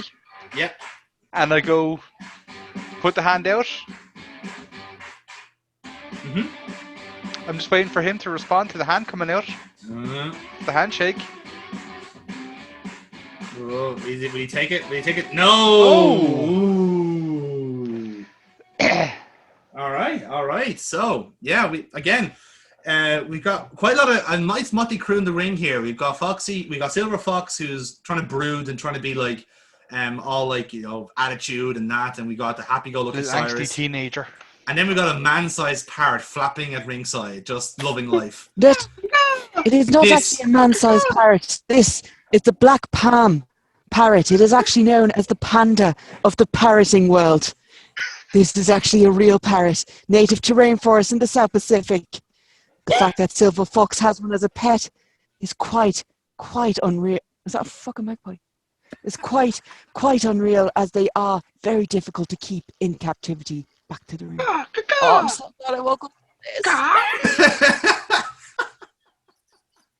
Oh man, I'm gonna have so much fun editing this. Fucking hell! Right, so here's the bit of double jeopardy for you lads. Right, the rib I'm playing on Foxy here for this match is that whenever Foxy is thrown out of the ring, I'm gonna give the initiative to Jerry. Right. So essentially, Kev, this is your goal for the match. Yeah. Yep. So with that in mind, then the bell rings and it's time for you to square off. So Foxy, Kev, give us a straight roll, please. Oh, 8. An 8. 6. 6. Okay, so Cyrus, you're going to have control here. What would you like to do first? So after I'm slapping the hand away, I'm going to go in for the lockup. Yeah. And I'm going to have a bit of a back and forth fight with him. Mm-hmm. He's going to start pushing me back to the rope, but I drop and throw him out through the ropes. Oh, very nice. The powered friend. Very nice. I will ask you to for a work roll on that, please. Just so you have a -1 on that. Actually, no. Sorry. Give us a power roll on that. Cool. Well, I rolled a 10. Well, yeah, that works just as well. So yeah, you do the whole switcheroo. His momentum takes him outside. You get some momentum for that. So you're on 2. And then 3. I'm on 3. I had 1, and you said I'm starting this week with an extra 1 after that. You know what? You did say that. Well spotted. Well spotted. So yeah. So I get a bonus 1 as well for your mistake. Hang on, fella. This isn't Switch we're playing. Fuck off. So yeah. So Foxy is like thrown out of the ring. His momentum's kind of bamboozled him a little bit. So while Foxy kind of gets his bearings, Alan Morph, what are you doing at the moment at ringside? I jump out of the way as Foxy lands. Yes. And I go up to him and just kind of like, I'm not headbutting him, just like with my beak, kind of just that he's okay. To the side. It is a known fact that parrots do taste with the top of their beaks. This one, however, may be tasting defeat as silver fox is lying helplessly on the outside of the ring as Cyrus Gold pandas to the crowd in adoration. By the way, Cyrus has suggested the referee starts counting. Yes. Yeah, the referee is counting here, so we're at a count of 3. Foxy, you're getting patted on the back by a parrot. What would you like to do in this situation? Like, get the hell out of me. What are you doing? Yeah, so you're going to push him off. You're going to push him off. Silver fox needs to be careful as a third of the world's parrots do actually face extinction. As a parrot, we do not want to lose forever to the ring. So yeah, you push Alan Morph behind, and the crowd are going like, boo, boo, make your parrot friend. So Foxy, then you're in control here. Cyrus is still in the ring, kind of like just watching this all unfold. So what do you want to do next? So I'm gonna try and get into the ring, and obviously, like, I kind of just like when I step into the ring, I'm actually looking back as well because I'm looking out at Alan Morph as well. Yes. Still like perpetually like confused. Just like, what the hell is going on? Why is he doing this? Like, yeah. What's his angle? What's his game here? Like, why now? Yeah, exactly. So yeah, you get back in the ring, and then it's you're back face to face with Cyrus. So I'll give you another straight roll here. So let's see who gets initiative. 8. Oh, 3. 3. Okay, so Foxy, now you have a chance now to kind of put one on Cyrus. So what do you want to do? Yeah, so you're right there, Amy. Fucking giggling in the background. Sorry, it's just what he said. You have the initiative to put one on Cyrus. Boy, am I glad she woke up for the main event. Slightly like this. Jesus. Anyway, so we try to start fresh. I go to lock up with him. But instead of doing that, I duck under and try to give him a waist lock. Waist lock. Okay, good. Yeah, I'll ask for a work on that, please, which you currently have a 1 on. 8. 8. Yeah, it's successful. Does the trick. Gain some momentum for that. So you got him in a waist lock. What you going to do next? I'm gonna try and lift him, but realize that he's too big for me to lift. Mm-hmm. And like I try to pander him for to kind of try and reach for my leg. Yeah. As he does that, I leapfrog over him, hit the rope, and I'm gonna come back and try to give him a crossbody. Crossbody. Okay, yeah. Nice bit of wrestling there. So I'll ask you to roll on work for that, please. Cyrus wouldn't fall for that leg trick. You will, but you'll probably end up catching me for the crossbody. We'll see. Oh, I hope so. 7. With the 1, it works. So yeah, you get the crossbody. You get the crossbody anyway. So that's done. And like you get him, you land him, and Cyrus is on the ground. So you're still in control here, Foxy. So what do you want to do next? So like with the crossbody, I want to land and kind of like hook into the pin as I land. Okay. So because I'm trying to use my momentum to get the pin. Mm-hmm. All right. Yeah. Okay, so you're going to go for a pinfall here. Kev, give us a roll here, please. Yep. Oh, a beautiful 12. A beautiful 12. So what's going to happen here is, right, so that's a pretty big, like, reversal in that sense. So the crossbody the crossbody connects. You go for the pin, but, like, Cyrus is a big boy. He's got you just hooked. He's got you lifted up already. He's like, right? So you're, like, basically in his arms here. So, Cyrus, you got Foxy in your arms here. So what do you want to do? Because he realized that I am bigger than him, and he has just messed up big time, I'm going to look to the crowd. Yeah. I'm going to look out to the parrot. I'm going to look back to the crowd. I'm going to look back to the parrot. And I'm just going to walk over with Foxy and drop him over the rope out to the parrot. Excellent. First thought I have for this one.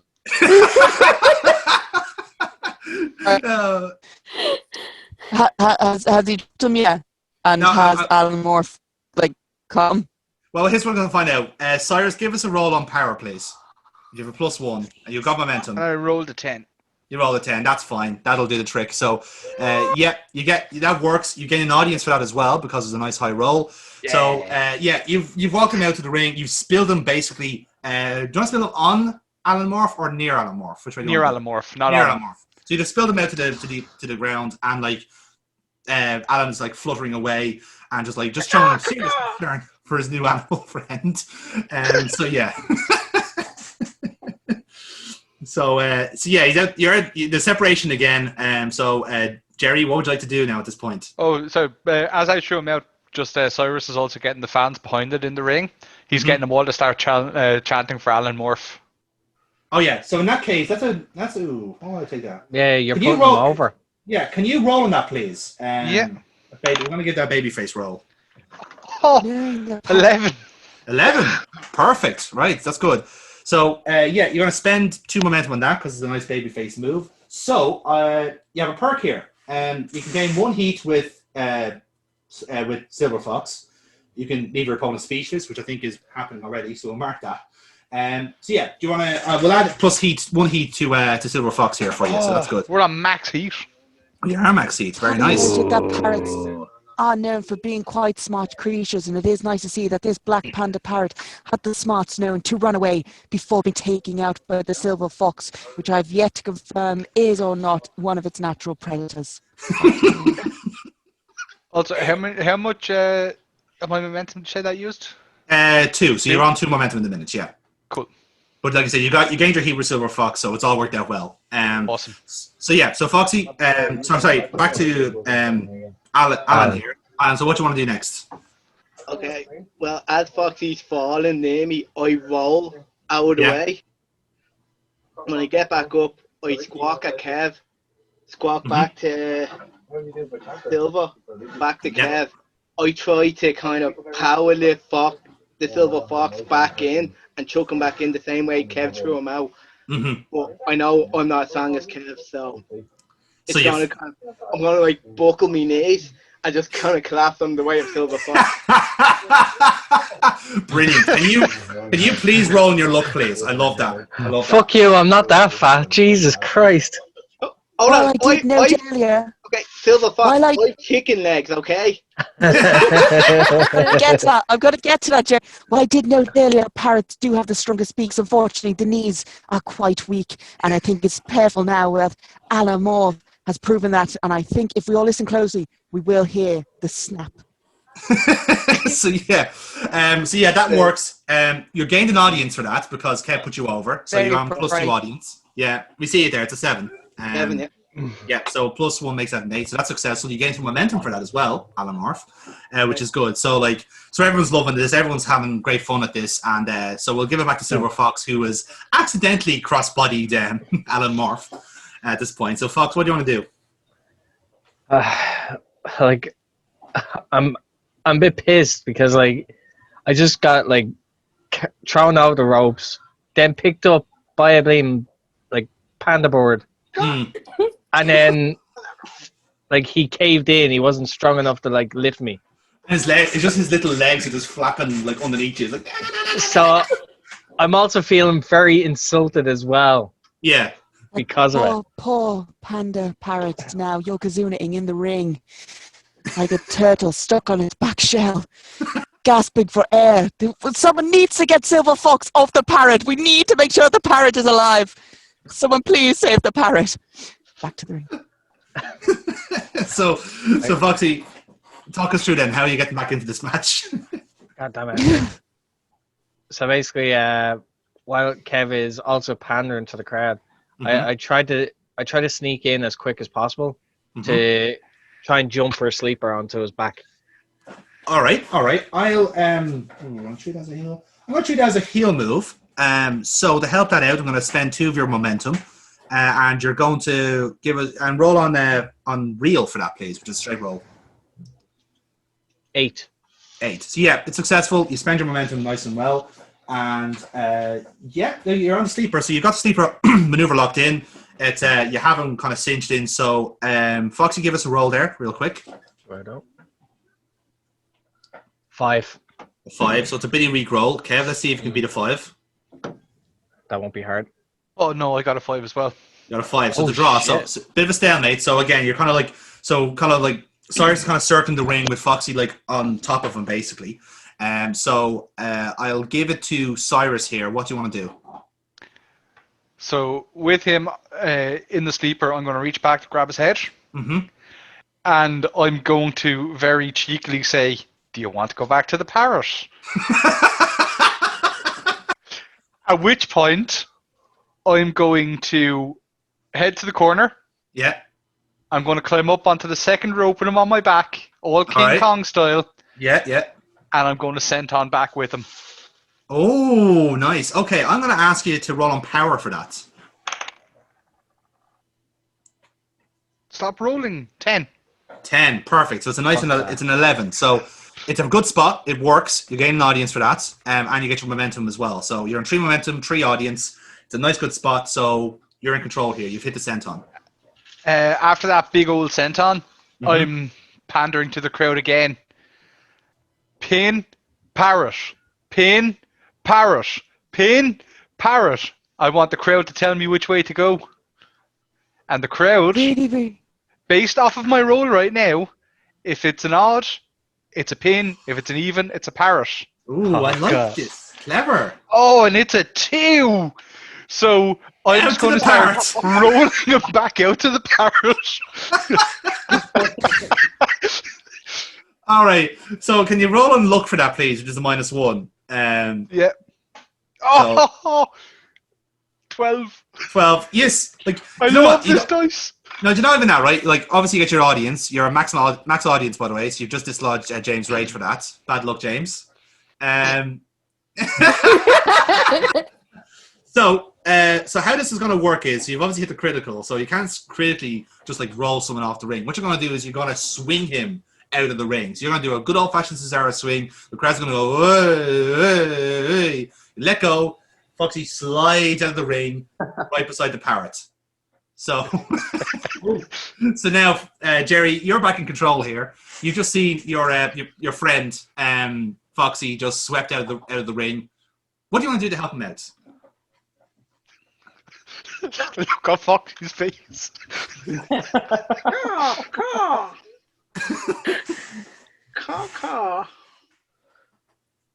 It's quite known that parrots do actually mate for life. I think we actually are seeing right now what happens when a parrot takes a liking to a fox. However, if this fails to produce a win, the parrot may go its separate way, or if Silver Fox dies, which could also possibly happen the way Cyrus Gold is going in this match. Back to the ring. I spread my wings out big and strong, like with my jacket. Yeah. Kind of step over Fox, protective, and caw at Cyrus Gold in the ring. Go! So you're defending him. I love it. I love it. Can you please work up, roll on luck for that, please? Parrots do lay between 8 eggs at a time. I think we might actually be seeing a very rare moment. Oh my God, he's laying an egg. Ladies and gentlemen, he's laying an egg. In a protective bubble, if you will, over the Silver Fox. This is quite unbelievable that we're seeing right here in Future Wrestling. I can't remember where we are because I was slightly asleep for the start of the show. And I am still a little bit disoriented. Slightly disoriented. So Alan, that worked a treat. You got momentum and you're a +3 audience as well. Nice critical role.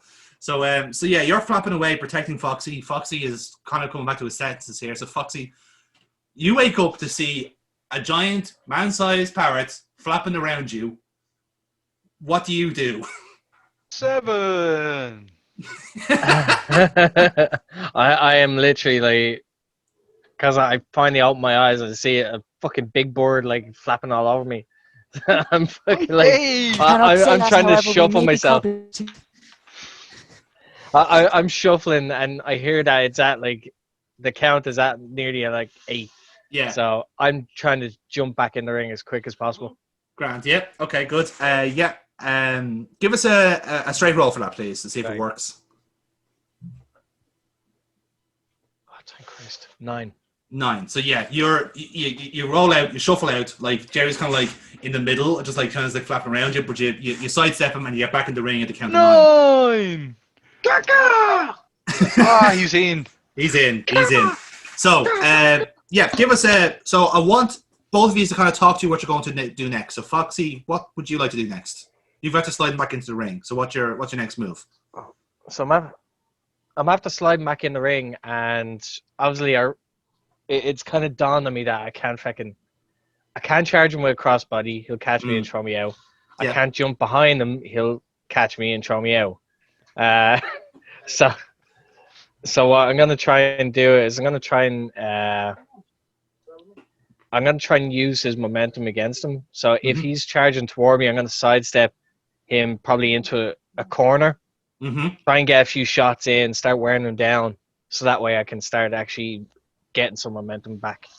All right. And Kev, what would you like to do next? As he slides into the ring, I was going to attempt to just drop an elbow on him as he's like sliding in. Yeah. And once I hit him with the elbow, I'm going to leave him feet up into the corner. And I was going to actually charge him in with a big old stinger splash. All right. So both of you roll, please. See which one wins out. Which spot wins. All reliable. 6. 4. 6. So Yes.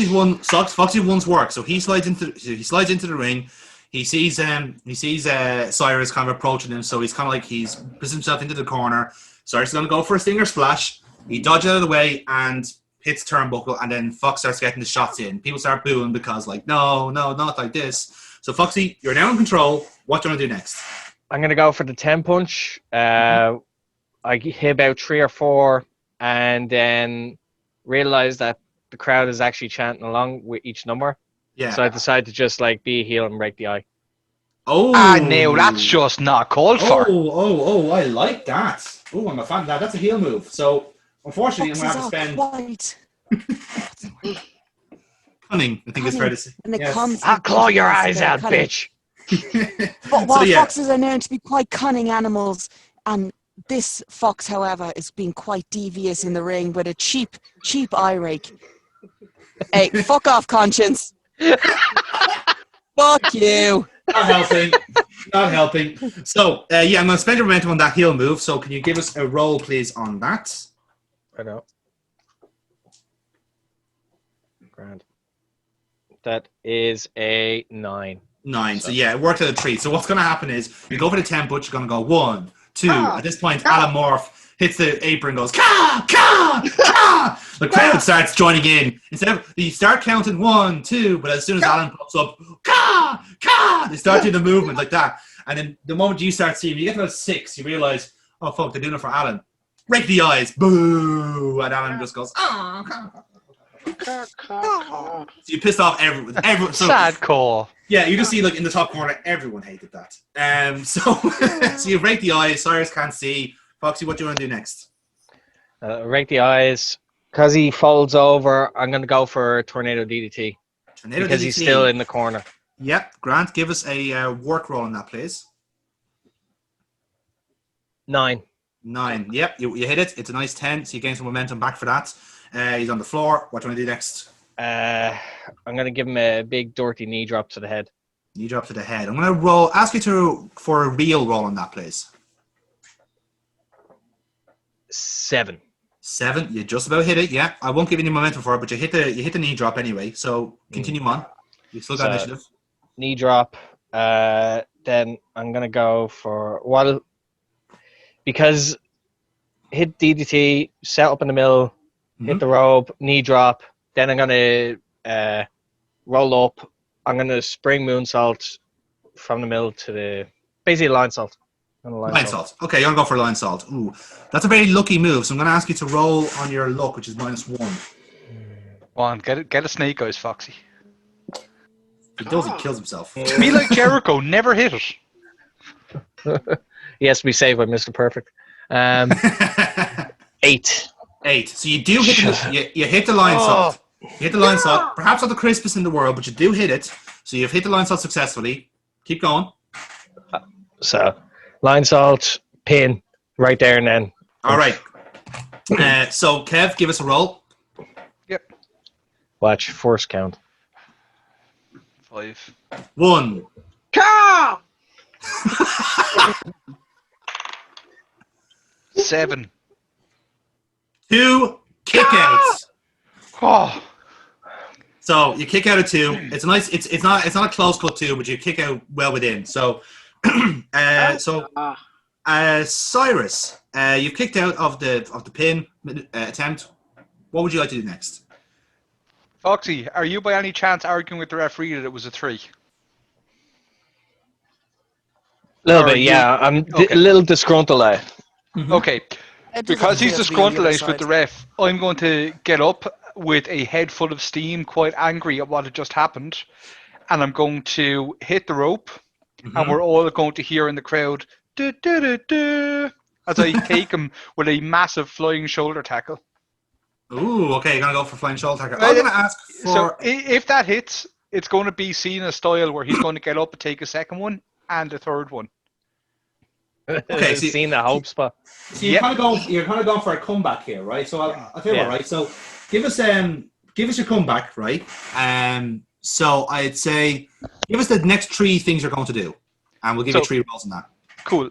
After I hit all of the shoulders, I'm going to leave him, start feeding back up. I'm going to charge the rope. Yeah. As I come back, he's going to throw clothesline. I'm going to duck. He's going to throw a second one. Yeah. I'm going to duck but stop, hook it, and I'm going for a finish into the silver plating. Right. Okay, so I'll ask you for 3 rolls. The first roll is going to be straight. Second roll is going to be work, which is a -1. And then you can, if you get those 2 successful and the third one successful, then you lock in your finisher. Okay? Cool. I would like to use all of my momentum. Okay. To ensure this finisher hits. So, will I assume that'd be for the third roll? Yeah, you spend the momentum on the third roll, so you have to get through the first 2 first. Yeah, no problem. Oh, well, we're off to a good start with a crit. Okay, you're on a 12, so you hit him. You fucking swipe him out with a shoulder tackle. So you've hit him from the back, like he was he was talking to the ref, right? So you hit him from the back, he gets fucking collided out of the way. So it's like a pounce. It's almost like a Monty fucking Brown pounce. You hit him, he goes flying from the turnbuckle back into the center of the ring, and like he's not woozy. He's gone for clotheslines to try and hit you. Roll, please. See if that works. 6. 6. So he gets you with the second. You ducked the first clothesline. He hits you with the second clothesline, right? Now you haven't lost any momentum, so you still got that. But Fox has got the initiative now. So you just hit it. He's after knocking you silly with a pounce. Would you hit him back with a clothesline? What do you want to do, Foxy? So like if he's after ducking one of my clotheslines, I want to hit him with the back elbow. That'll send him down. Mm-hmm. While he's there, with the momentum, I'm gonna bring him up. I'm gonna start wailing with a couple of like strikes, like forearms, uppercuts. Yeah. Send him back into the corner. Couple chops. Then I'm gonna try to whip him to the other corner. And more than likely, he's gonna reverse because he's the bigger guy. Yeah. I can't move him. But as he sends me in, I'll spring up onto the rope and try to moonsault onto him. All right. So I'm going to ask for 2 rolls in that, first of all, right? Okay. So 1 roll is for the body shots, and you get into the turnbuckle. So you're going to go real for that one. And then for the second section, which leads up to the moonsault, that's going to be a look. Okay, so your real is 0, and your look is -1. So first one is the real. That is a 7. A 7, so yeah, you do. You get your body shots in, you whip him into the corner, and now you're going to go for the moonsault. Right on. Shit. 6. A 6. So you're going to go for the moonsault, but Cyrus is going to dodge it. So you fucking hit crash and burn onto the mat. Cyrus, you're back in control. As he misses the moonsault, he eats the mat, he starts getting back up, and I'm going to shoot straight in to catch him in the full Nelson and hit the finish. Very good. So you're going to go for the full Nelson. Yeah, give us a roll on that. Yep. And I presume you're spending momentum on this, yes? I am. All right. And I am very happy with my 11. Ooh, it's a critical. So you spent your momentum. You've hit a fucking flush. You've got him pinned down right. So, Foxy. He's going to get a fucking 12 first roll, right? Let's see. You're going to go for the pin, obviously. So, Foxy, give us a roll. 6. 1. Oh, no. Now, Jerry, you're ringside. You're seeing your buddy lose. What do you want to do? Come on, Jerry. I put you over, man. I put you over. I jump up onto the apron on 2. Yeah, all right. When the Yeah. ref hits still, I jump up onto the apron and I reach into my pocket and Pocket put sand. a big chocolate Easter egg and took it to the one side of the referee. But I reach in the other side and put another egg that has Cyrus Gold head written on it. Okay, I love this. I fucking love this. So what you're going to do is, if it is to get this straight, you're going to throw an Easter egg to distract the referee, and you're going to throw a second Easter egg to bonk Cyrus on the head. No, I'm going to go running and smash it with myself. All right, I like it. Okay, so... bullshit now. So, again, we're going to go for Parrot 2 did rolls. lay 2 eggs at ringside. The parrot has laid 2 eggs at ringside. My God. This is Michael. I was adding to your value. The silver fox was gold plated all of a sudden. Okay, so, Jerry, give us a look roll first for the first Easter egg. First Easter egg is a 6. It's a 6 with the +1. That means you hit it, so that's successful. You've thrown 1 Easter egg into the ring. Referee's distracted. Legit He's is distracted. Foxy is the fucking ref. Foxy is actually the ref on here because that would distract him. That has distracted him in Belfast. So now Alan's going to literally fly into the ring. He's going to vault over. And now, going to go for the Easter egg. So I want you to roll on real on that, which is a 1. Okay. I got 3. I got 3. Yeah, 3. So the +1, 4, which means that you're basically going to get caught in the act here. You're literally going to go like, "Kaka!" And Cyrus turns around and goes. So the referee's still distracted here with the Easter egg. So Cyrus, Can I interject with something? I will give you a chance. Let's see what Cyrus wants to do first. Okay. As I see him interjecting, Yeah. I'm going to get up, Mm-hmm. start walking towards him, and I'm going to grab my boat lapels, Yeah. and I'm going to look down at Foxy. I'm going to look at our little parrot and say, if you want to fly, Oh, sweet straight up to a Jesus. military place, and I'm going to throw him straight down onto Foxy in a big old splash. Oh, I like that. I like that. Right. So, yeah, I'm going to allow that. The Cyrus, you've got a power roll here. You're going to power roll. So roll on power for that, please. Okay. I had an when idea did for that as Foxy well. and Jerry become- Foxy and That- Jerry that just did not become work. Dink and Doink. Okay. All right. So, So, well, maybe it didn't. It's a 7. it's a that 7. work? So plus 1, yeah. So you got 8. So you've got him. Oh, You've got him here. I misread it as -1. I was looking at my luck, not my power. Yeah. Right. So you got it. Right. So you got it. So he's there in the press. He's going to drop down onto Foxy. Foxy, you have a split second here.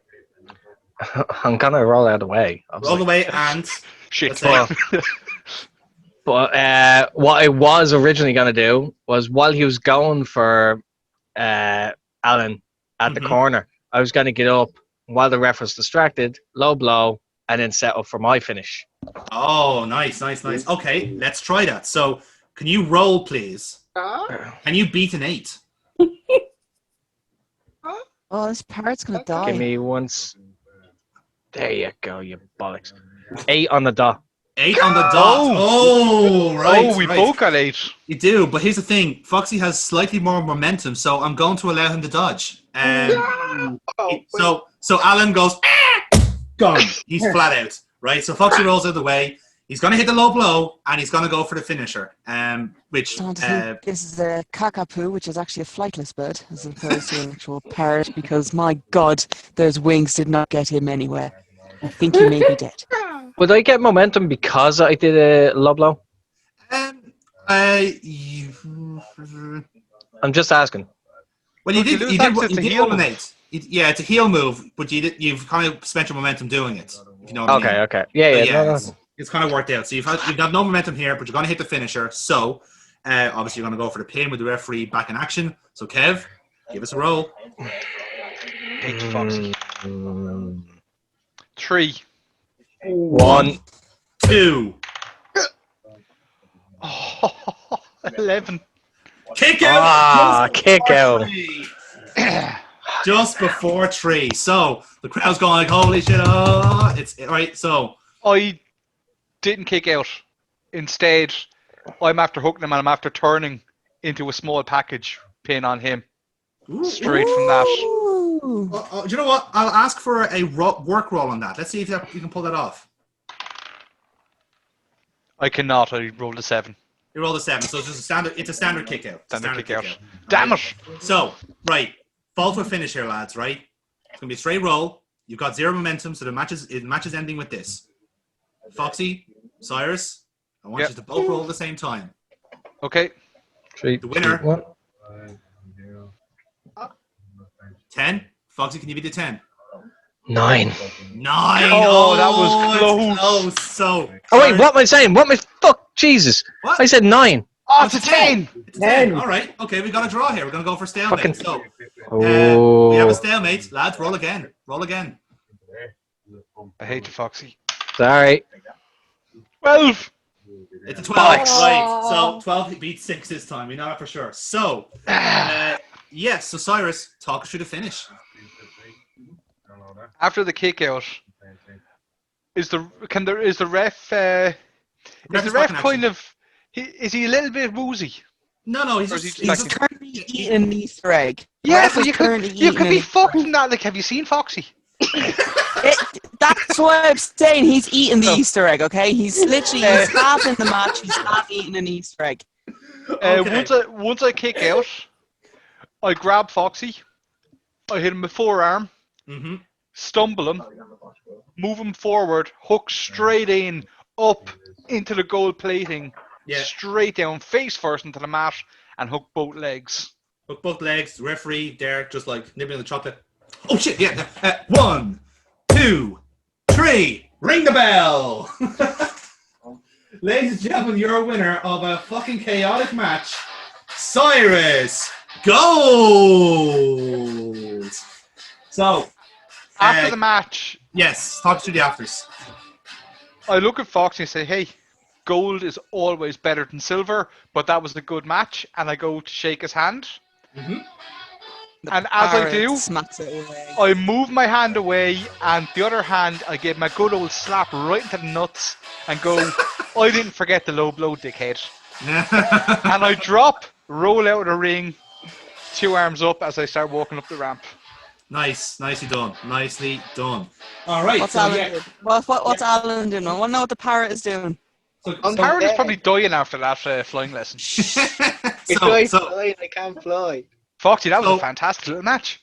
Yeah, well done, lads, well done. So Cyrus has gone off. He's done his hot dogging. So we're left with Foxy in the ring, knocked out, pushing his balls. We've got Alan on the floor going. So I'll leave the last word with you, lads. Foxy, what are you doing? Alan, what are you doing? I'm like, obviously, I'm cradling my balls because like I got hitting them. So I'm kind of like gingerly like trying to get out of the ring, and then eventually I come face to face with Alan Morph. So. All right. So Alan, what are you doing? I'm getting Big up, kiss. like, because I'm winded, because I landed on my belly. Mm-hmm. I'm like, and I like kind of walk backwards into Fox, and then I turn around, like shrug my shoulders, and extend my hand. Oh, okay, Aww. right. Foxy, I'm going to give this back to you. Alan's offering This parrot's gonna die. His hand in friendship. His wing. His wing in friendship. Fuck you, Amy. He wants to take me under his wing. Yes. Hey! You are the wind beneath his wings, Foxy. Are you Will going to be be his the Bette wingman? Midler? What? Will you be his wingman? Could be a flying fox. That's a tag team name. Flying Foxes. So Oh, yeah, he's extending his wing, his feathery wing toward me. With caca. The crowd's going caca as well. They want you to take it.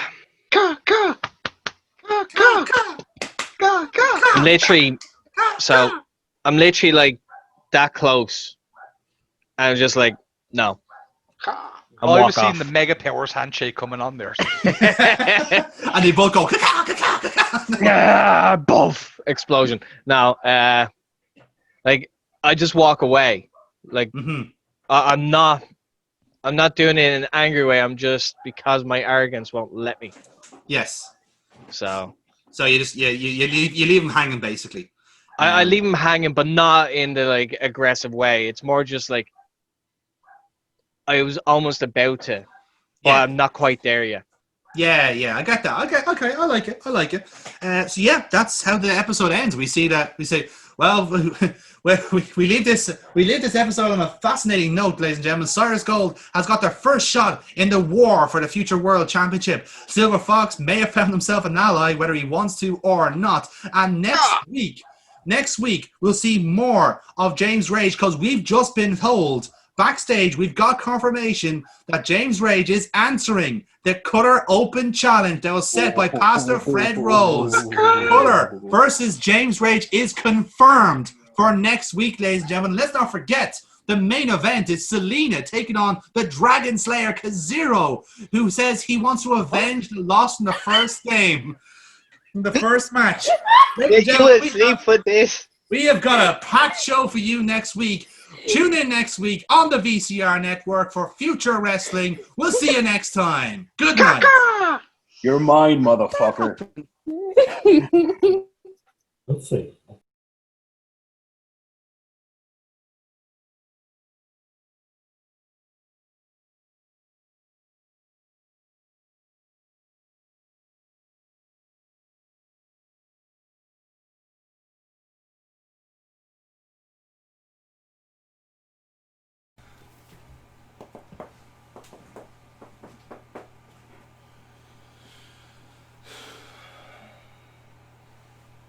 Kim?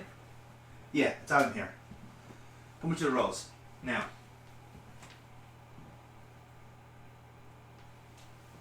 You want to explain yourself? You know exactly what I'm fucking talking about.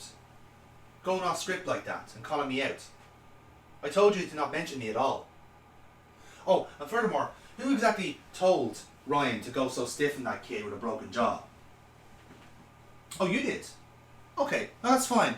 Because last time I checked, I'm the one that calls the shots around here, not you. No. I don't care if you have your wires crossed here. You do as you're fucking told. Mate, don't even try to politic me. I've been doing this for 10 years. You've been here 2 fucking weeks. Okay? You don't get to politics someone like me. Yeah, well, I don't care who you know in the network. If you go over my head again, I'll make sure you're fucking sacked. Understand? No, by all means. No, please. Go talk to him. I'm going to meet him right now. I can even bring this to him now if you want. Oh, you want to talk to him yourself? That's fine. Go right ahead. Just know this, pal. If you ever try and cross me again like that, I'll make sure that you are never seen in this fucking company again. Or better yet, I can just go tell James Lewis to go stiffen your boy next week. See how he likes it. No, I agree. I don't think that would go well, would it? So in the future, you do as you're fucking told. You stick to the script, and you do exactly what I say to the letter. Are we clear? Yeah, we better be. Bye. Fucker.